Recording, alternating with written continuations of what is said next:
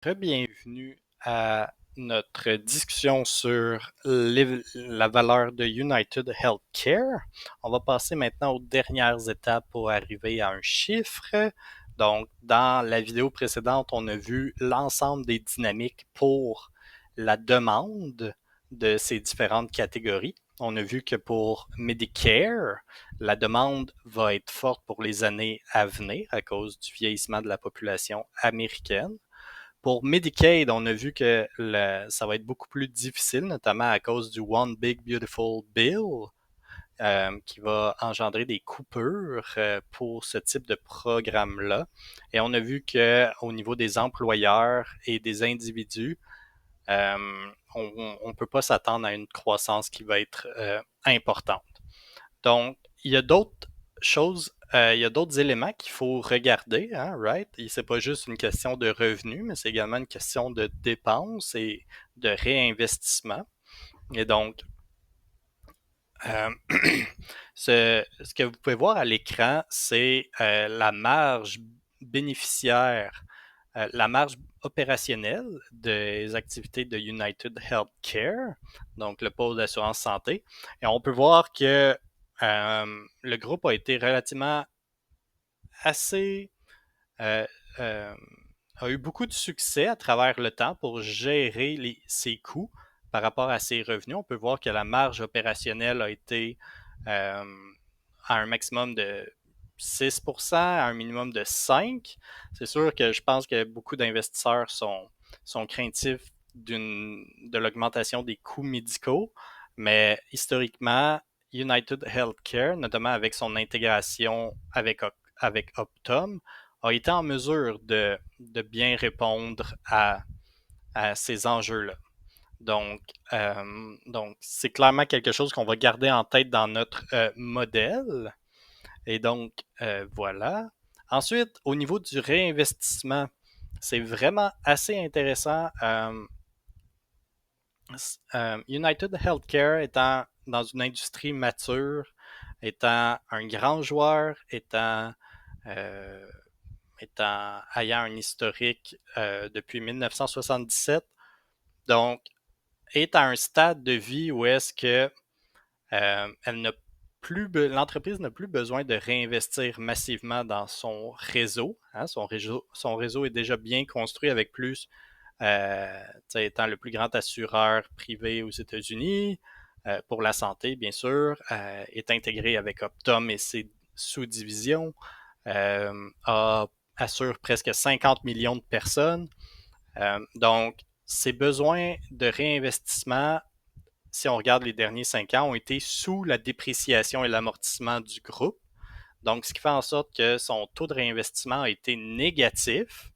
Ce qui est. Puis je pense, et ce que je vais projeter dans le futur, ça va être aussi un taux de réinvestissement qui va être très faible. Je ne vois pas où est-ce que United Healthcare pourrait vraiment investir massivement pour grandir.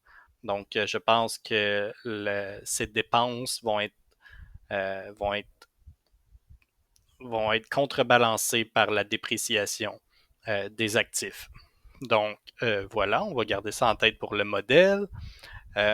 Et on peut voir que c'est vraiment un symptôme d'industrie mature dans une industrie stable avec un peu une oligopole, où est-ce que et United Healthcare ne donne pas exactement, donc j'ai dû un peu tourner les chiffres pour obtenir un return on invested capital, mais c'est dans le range de 20 à 25.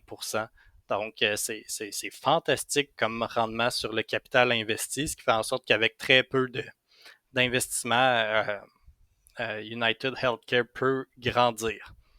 Euh, et donc, voilà. Ensuite, différentes métriques, hein, qui vont nous aider. On a vu, euh, puisqu'on va prévoir les flux de trésorerie sur le futur, on doit aussi les actualiser à un taux d'actualisation qui représente le risque de ces flux de trésorerie-là. Et donc, étant dans une industrie mature, le bêta est assez faible. Donc, j'ai pris un échantillon des autres compagnies qui offrent des plans Medicare, Medicaid, etc. Euh, donc, euh, et tu sais, c'est assez logique quand on regarde les différents déterminants du bêta, on peut avoir le type de produit. Donc, la nature des soins de santé, surtout ceux couverts par des programmes publics, Medicare, Medicaid ou des assurances privées, privées essentielles, c'est pas discrétionnaire, right? Même en période de ralentissement économique, les individus continuent et doivent consommer ces services. Donc, c'est pas parce que les choses vont moins bien qu'on va arrêter de consulter notre médecin ou etc. Donc, ça rend la demande beaucoup moins sensible au cycle économique. Donc, United Healthcare opère également dans une industrie où les flux où les revenus sont contractualisés de façon annuelle, donc ce qui amortit les chocs macroéconomiques, ce qui peut soutenir un bêta faible. Au niveau du levier, un autre déterminant du bêta, c'est le levier opérationnel. Donc, une partie importante des coûts de United Healthcare sont variables, hein, right? Donc, les coûts, ça consiste à rembourser les frais médicaux en fonction de la consommation réelle des besoins. Donc, s'il n'y a pas de consommation réelle des besoins, il n'y a pas de dépenses à couvrir. Donc, ce qui fait en sorte que il y a beaucoup de leviers opérationnels euh, dans la business de United Healthcare, ce qui justifie encore un bêta qui est relativement faible. Ensuite, son levier financier est relativement en lien avec les autres compagnies du secteur. Donc, on a notre bêta, on a notre taux. Puisqu'on analyse des flux de trésorerie en dollars américains, on prend le taux à 10 ans des obligations américaines. Ensuite, les États-Unis ont toujours un risque de défaut, comme beaucoup de pays. Donc, notre taux sans risque va être de 3,63. On a notre Imply Equity Risk Premium, donc le risque d'investir dans des actions plutôt que des obligations. On a un Country Risk Premium que j'ajoute, notamment à cause du risque de défaut américain, mais également parce que United Healthcare, l'ensemble de ses opérations sont aux États-Unis, comparativement à seulement 72% en général pour les entreprises du S&P 500. Donc, United Healthcare a une surexposition par rapport au benchmark américain. Donc, c'est pour ça que j'ajoute un Country Risk Premium, ce qui nous donne un coût du capital de 5,31%. Et c'est assez logique. Je pense que Fitch leur donne un credit rating de AA. Donc, très peu de chances de défaut pour United Healthcare, un groupe United Health qui a une cote de crédit A, donc coût du capital 5,31. Et pour notre valeur terminale, on reprend sensiblement les mêmes métriques. Par contre, pour la croissance à long terme, donc, la façon que j'obtiens le 1%, c'est que je pense pour obtenir la croissance à long terme, ce qu'on peut faire, c'est le rendement sur le capital investi multiplié par le taux de réinvestissement. Donc, si je pense qu'à long terme, un taux de réinvestissement va être faible, comme qu'on a vu, disons 5%, et on multiplie ça par 20% de rendement sur le capital investi, ça nous donne un taux de croissance de 1% à long terme. Et donc, combien ça nous donne tout ça? C'est ce qu'on va aller voir immédiatement. Et donc, voilà, on a construit le modèle. Et donc, vous pouvez voir ici, maintenant, il va avoir les revenus jusqu'en 2030 et notre valeur terminale. Et donc, avec l'ensemble des dynamiques, je peux les répéter. Donc, pour notre segment Medicare Advantage, on va avoir la croissance de la population éligible à Medicare, hein, right? On a un vieillissement de la population aux États-Unis. On va également avoir une croissance dans la population éligible qui choisit des programmes Medicare Advantage, notamment parce que ça offre plus d'options pour le même prix. Donc, les gens vont être portés à choisir ce type de programme-là. Je considère également que United Healthcare va être en mesure de garder sa part de marché.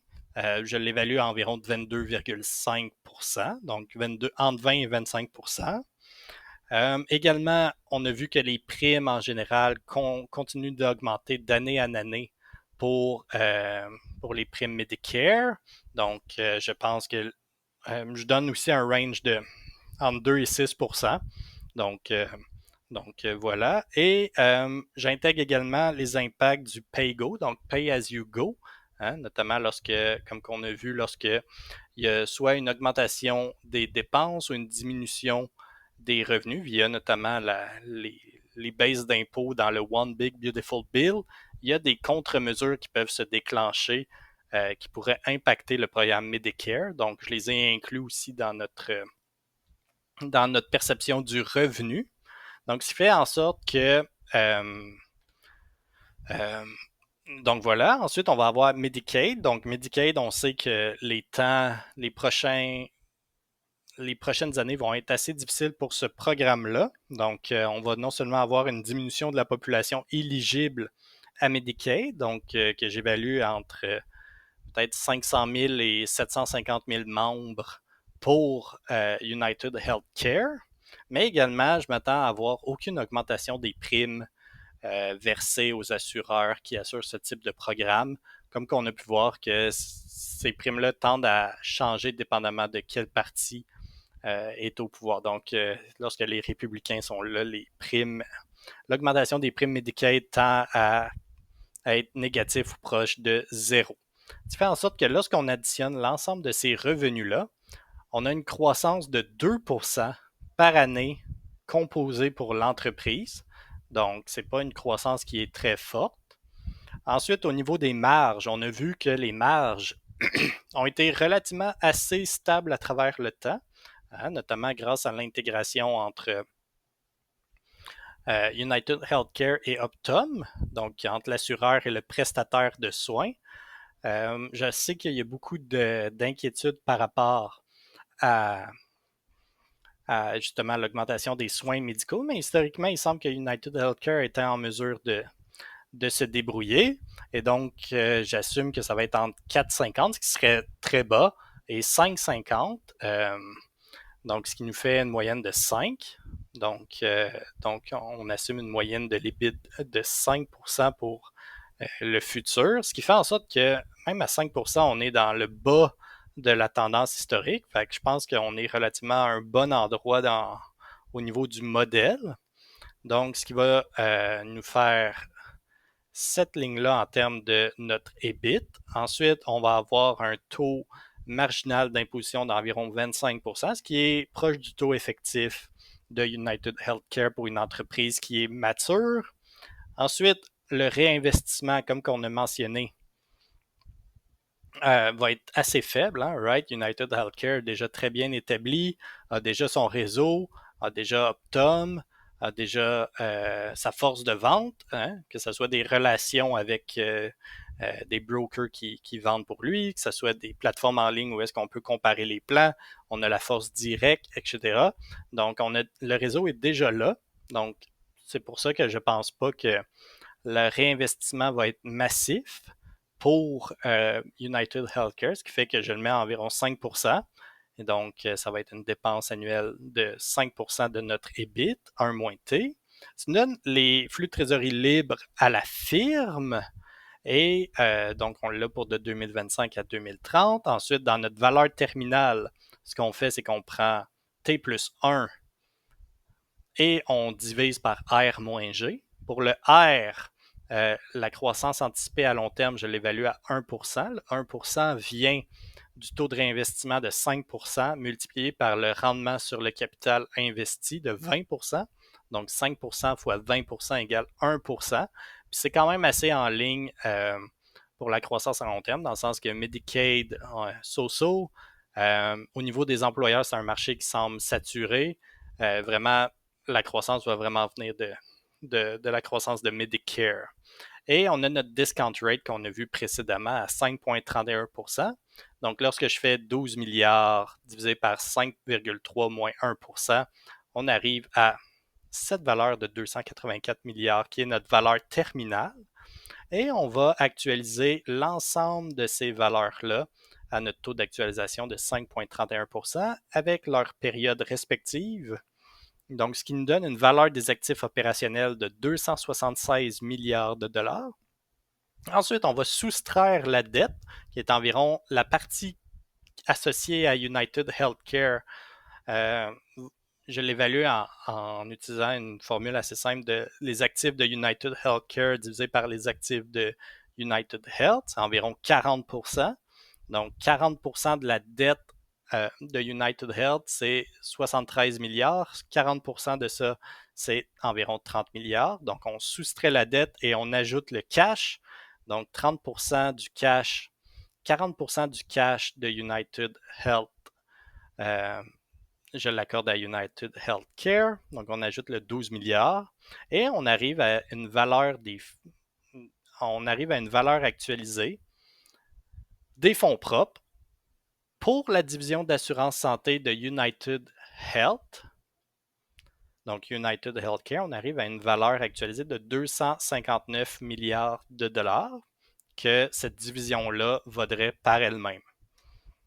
Ce qui est vraiment intéressant, c'est qu'aujourd'hui, vous allez sur le New York Stock Exchange, et pour l'ensemble du groupe de United Health, donc si vous achetiez une action de United Health,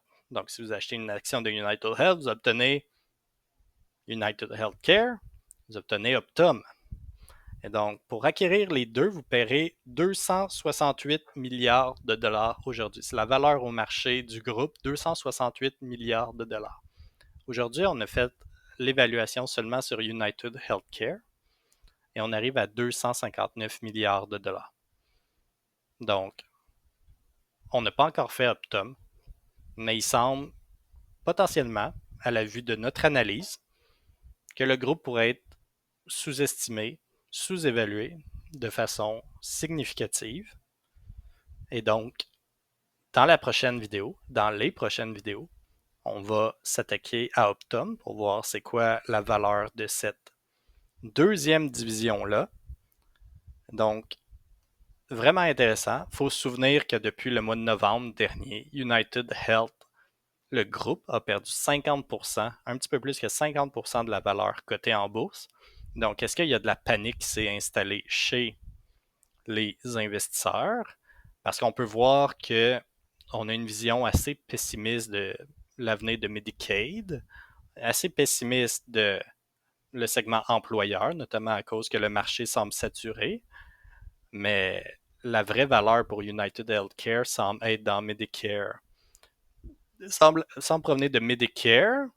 Historiquement, le groupe a été en mesure de gérer ses coûts et la tendance, la demande pour les produits de Medicare Advantage semble être vraiment populaire et à la hausse. Donc, ça va être à suivre. Merci d'avoir été là et on se retrouve dans une prochaine vidéo. Bye bye.